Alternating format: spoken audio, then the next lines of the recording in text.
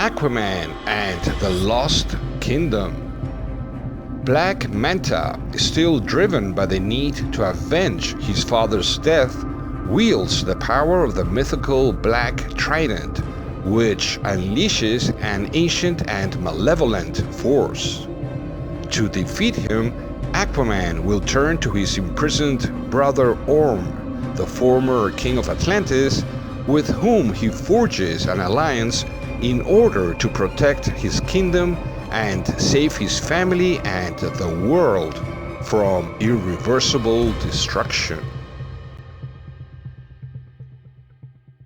This superhero science fiction movie, part of the DC Extended Universe, released this past December 22nd, 2023, is the sequel to the 2018 film Aquaman and is directed by James Wan with the participation of Jason Momoa in the main role of Aquaman, among other renowned actors.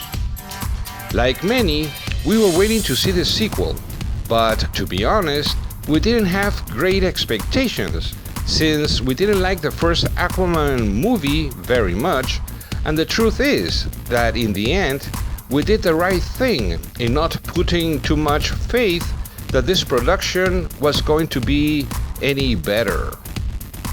The story itself is not that original at all, as there are countless films within the science fiction genre where the main theme focuses on the discovery of a lost kingdom or civilization that in the end endangers humanity.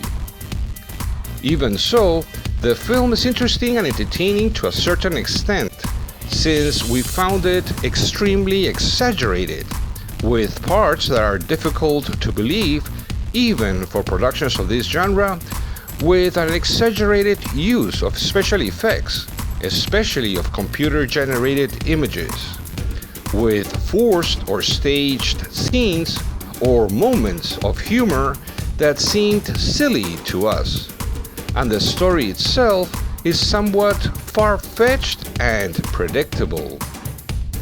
These are not the only elements that detract from the credibility of the plot and from the development of the story. There are others.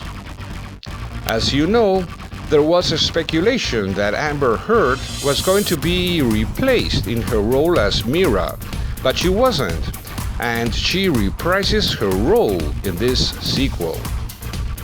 What's notable is a lack of chemistry between her and Jason Momoa, so the scenes between the two of them feel forced and not at all convincing. Thus, this production suffers from several shortcomings that spoil the film. As for the production elements, we found the cinematography, costumes, set designs, and special effects to be good, but as we say, the use of CGI is excessive. We generally found the cast's performances to be decent, but none of them are memorable.